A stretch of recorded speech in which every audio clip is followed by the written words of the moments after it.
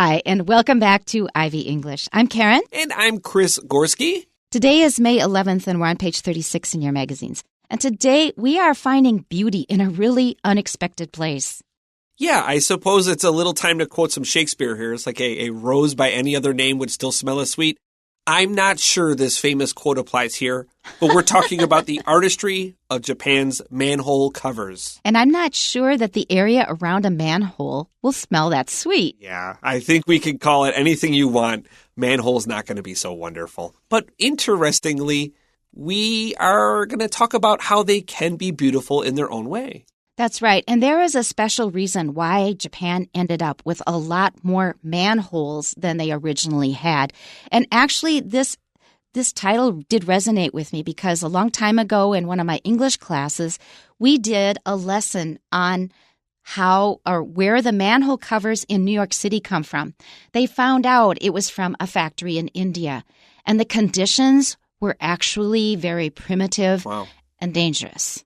But the Indians were used to it, and they were very proud of their manhole covers that they were being used by the New York City government. They were very proud of their product, and it worked for them, even though they were exposed to huge temperatures, very high temperatures. Any Westerner would be shocked when they saw it, but the Indians, that's just how they did it. And so eventually, because it was reported in the New York Times, they had to shut the factory down. Wow. So the history of sewers and how people take care of pee-pee-poo-poo, I understand, is very distasteful for many people. Right, and rain. However, I have a massive fascination with this. I maybe it's a reflection of me just being generally immature in many ways, but I genuinely have a deep interest in how people have solved this problem of human waste over the years. I have a very abiding love of this topic, and I have written a lot about it over the years. Actually, all of us should be concerned about it because I was reading in a book about how Americans have this thing about out of sight, out of mind. You can just flush things away from the toilet and forget about them. Well, everything is going somewhere and it has to be dealt with. For me, it's not just human waste because that's going to happen anyway. What I am sort of more obsessed with is all the unnecessary waste we produce. I mean, human waste, we can't avoid it. But the plastics and stuff that we throw away, we could reduce that waste. I work with a person.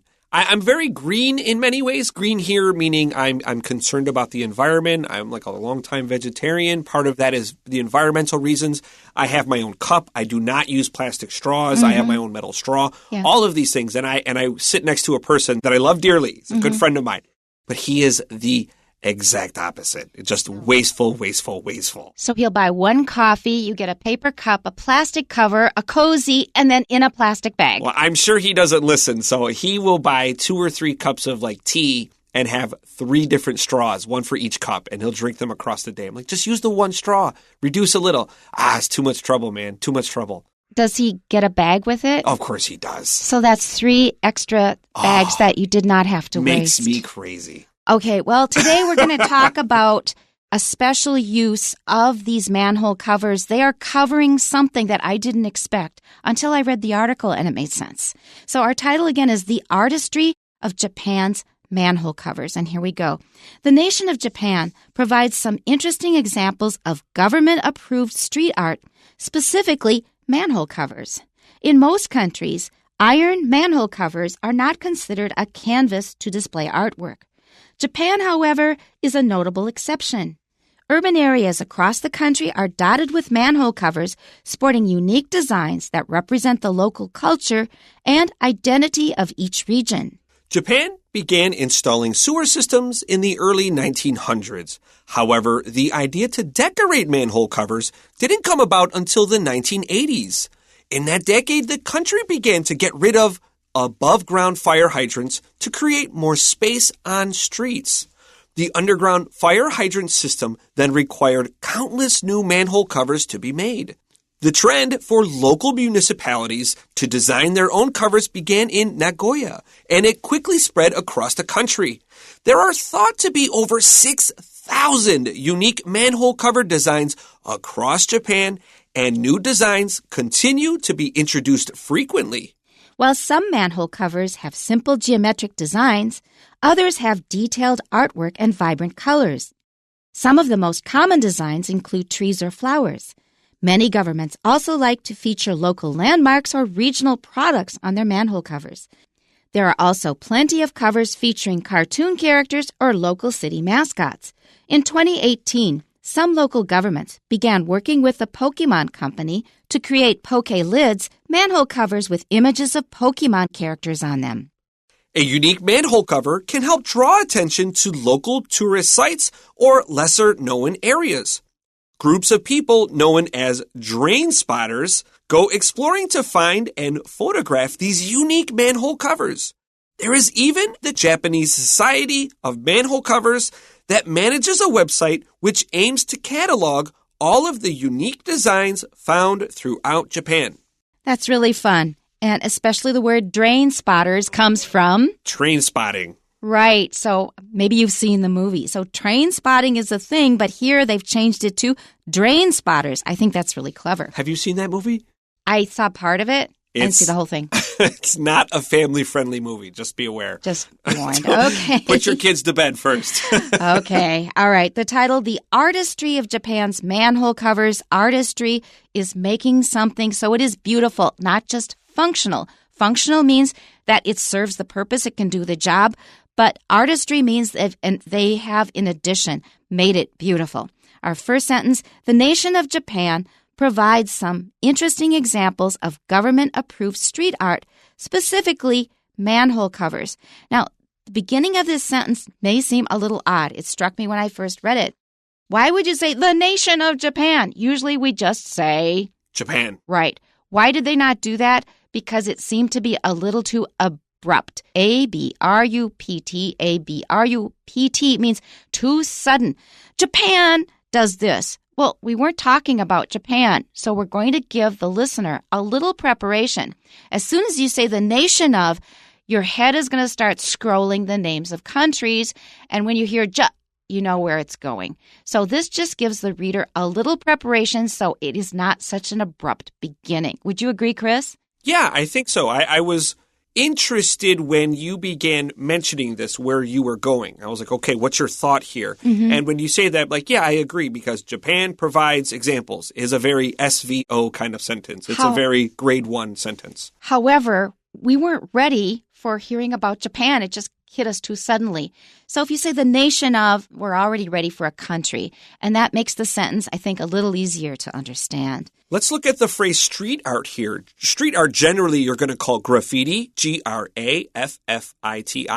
And when I was a young hoodlum, I was very interested in graffiti. Hoodlum is a word meaning like a troublemaker. I never did graffiti myself. I was not skilled with spray paint. But I was a fan. I loved photographing it. And I still do. I seek out places that have it. For me, the biggest difference between graffiti and street art is graffiti is by nature probably illegal. Yeah. It's something you're not supposed to do. But street art is often consciously created, and often a city government will help in creating street art. So it is usually, I would say, legally sanctioned. That means it's allowed or even encouraged. Yeah, that's why I think you have that phrase government approved here. It's pretty helpful to understand this isn't people spray painting a wall at 2 a.m. Right, although that still happens. Okay, so in this case, the government was supporting it. They were actually creating this art or finding people to create the art. And what was their canvas? C-A-N-V-A-S, canvas. That is the rough kind of cloth that people who paint oil paints usually paint on. They did not use canvas, but they used manhole covers, which is quite unusual. Our next sentence, in most countries, iron manhole covers are not considered a canvas to display artwork. So just like Karen said, canvas is the thing you paint on traditionally. Now, with oil paints. With oil paints. And acrylics, maybe. We are talking about kind of this modern take on this idea that it's not really what we traditionally think is a place for having artwork, but actually pre-1950s, manholes in the U.S. also had unique designs, and it wasn't unusual for companies that produced their own manholes to have their own unique style. So it's not unheard of to have a unique manhole. Before this, just Japanese manhole covers are 2-3 steps farther than that. Right. As I remember, it was usually the name of the government bureau that was managing the underwater sewers, or maybe there were lines. It could be St. Paul Water Department, and then a kind of graphic or geometric design on it. Not really that artistic. Maybe it had the picture of the Capitol building that is in St. Paul, but it just was not really exciting. Japan, however, is a notable exception. So notable here, I was thinking about the word particular. So it's like, here's a special. I think notable and particular are not as clear as the word we used earlier, specifically. Right. And notable means that it's something that you want to pay attention to. It's quite different from the other things. Urban areas across the country are dotted with manhole covers sporting unique designs that represent the local culture and identity of each region. They use a lot of colorful words here. First of all, dotted with. I agree. Those are little circles here and there, and these are in fact circles. So that was a good word choice. Sporting images, that means that they show images, but it's a much more colorful word. To say they show or display would be a better synonym for it. So they display very unique, we shouldn't put very there, unique designs. That means each one is different, each one is special. And these designs will often represent the local culture or the identity of a certain region. So maybe they're famous for their cherry blossoms. Maybe they have pictures of cherry trees in blossom. I like this idea a lot because I feel too much of the United States is very cookie cutter. Utilitarian and cookie cutter. This means it's the same and boring place no matter where you go. Especially if you travel along the American highway system, you'll go to these little rest stops and it's the same few restaurants, it's the same few gas stations, and you're not really quite sure where you are at all. It doesn't matter where you are, they all pretty much look the same. And it's not just rest stops. It's so many American things. Once they are done on a large scale, like fast food restaurants, they all look the same. You have no idea what part of the world you're in even. And I use the word utilitarian. This is a useful word to know. That means it is only useful for a certain function. It is not particularly beautiful or inspiring. It's spelled Utilitarian. Utilitarian, utilitarian. It's functional, it's useful, but not particularly beautiful. Let's go to our next paragraph. Japan began installing sewer systems in the early 1900s. However, the idea to decorate manhole covers didn't come about until the 1980s. And this might be shocking to a lot of young people. We take this infrastructure, that just means the things you need for a city, like power lines and water lines and things like that. We take it for granted. But before the 1900s, we did not have all that stuff, and in general, cities stank. Yeah, they smelled really bad, something I alluded to much earlier at the top of our program. The earliest manholes, we think, go back to Rome, although probably ideas very similar were used to protect wells and well holes. Mm-hmm. But Rome was famous for their drainage systems and their ability to get water into their cities from the mountains. And generally, their manholes were just a piece of wood or a slab, a big, long, flat piece of stone placed over those little channels they used to get that water into the cities. And their aqueduct systems are actually much more advanced than a lot of modern systems. Now, just before we go, I should mention this. A manhole cover is very heavy. In the U.S., they're 113 kilograms. Yeah, they're really heavy, generally speaking. Oh, boy. All right, let's continue here. In that decade, the country began to get rid of above-ground fire hydrants to create more space on streets. This was new information for me because I'm so used to seeing fire hydrants both in the U.S. and in Taiwan, and as I remember, also in Europe. But they wanted to put this underground because they have a space crunch in Japan. This is a nice development that the U.S. has begun adopting too. And I think Taiwan also, in the modern places of cities, they take all those kind of ugly electrical wires and they put them underground, and it creates a much cleaner looking city. Yes. Let's continue.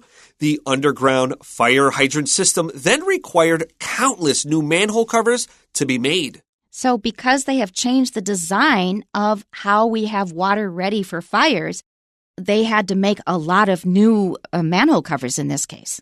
The trend for local municipalities to design their own covers began in Nagoya, and it quickly spread across the country. So municipality is it's a pretty fancy but useful word meaning your local government. That's right. It's just basically a city. It may include suburbs. That's right. Let's continue to our next sentence. There are thought to be over 6,000 unique manhole cover designs across Japan, and new designs continue to be introduced frequently. That's very impressive. They're really making this into a big thing. They really are. If you search this, you will find lots of designs, and just type a topic, and Japan has probably covered it. If you like anime, I think, you'll probably see a lot of anime characters. Will. All right, our third paragraph. While some manhole covers have simple geometric designs, others have detailed artwork and vibrant colors. Vibrant means that they are very bright colors, not mousy, dull colors. So in addition to geometric designs, which is what I think you see most often in the U.S., people would often take paper or cloth. They would spread ink on the manhole cover, and they'd put paper or cloth over it, and then they would get a print of the manhole cover. But usually they weren't quite as interesting. Some of the most common designs include trees or flowers. That's to be expected when we're designing things. That's what we often look to, especially flowers. Many governments also like to feature local landmarks or regional products on their manhole covers. As I said earlier, I think I remember seeing the state capitol building on a manhole cover. I may not be remembering right, but that's a very simple kind of landmark, something that's special for a certain city or area. You anticipated my question I wanted to ask earlier, that if you were to design your own manhole cover for St. Paul, Minnesota, what would you put on your manhole cover? Oh, the first thing that comes to mind is a snowflake. I can't help it. Oh, really? I was thinking Prince, but Prince. But maybe Prince wouldn't like his music. Excuse me, I but don't. But also a manhole cover, because what do manhole covers represent? Like the sewer, poop and human waste and all that stuff. So I wouldn't want to insult him that way. That's right. So I feel like I think Prince when I think Minnesota, but I don't know if I could put him on a manhole cover. That's why I'd go with the snowflake, because it's white and pristine. It makes you think of something clean when you're just thinking of something kind of dirty. Me coming from Buffalo, I almost certainly would have a buffalo. I would have the iconic City Hall, which is a very beautiful building. Maybe Niagara Falls. I would do that. That's what I would do. Go with Niagara Falls Buffalo myself. and Niagara Falls together. That's water, too. Yeah. Okay. There are also plenty of covers featuring cartoon characters or local city mascots. As I said, if you're a fan of anime, then you would probably find a lot of anime characters on these manhole covers. In 2018, some local governments began working with the Pokemon Company to create Poke Lids, manhole covers with images of Pokemon characters on them. I looked at these. I looked up specifically the Pokemon ones because I wanted to see how well they were represented. And they were really good. Oh, really? Like they were colored well. They were variety and artistically arranged.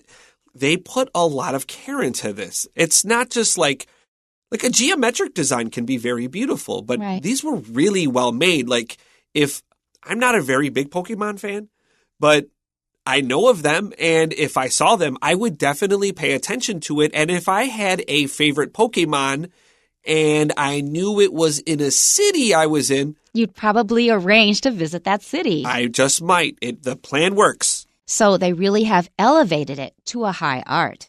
Our last paragraph? A unique manhole cover can help draw attention to local tourist sites or lesser-known areas. Actually, a lot of places are kind of common and boring.